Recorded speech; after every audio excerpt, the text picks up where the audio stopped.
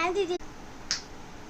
আজকে বড় খুশি হয়ে গেছিস, কি রে কি হয়েছে? আরে খুশি যে হবো না, আমাদের ওখান থেকে যে ভাইরাসটা চলে গেছে।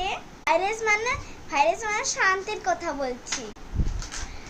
আমার বাড়িতে চুরি করতে বসেছি, তাই আমরা গার্ডে গিয়ে কমপ্লেন কি ওকে তাড়িয়ে দিয়েছি।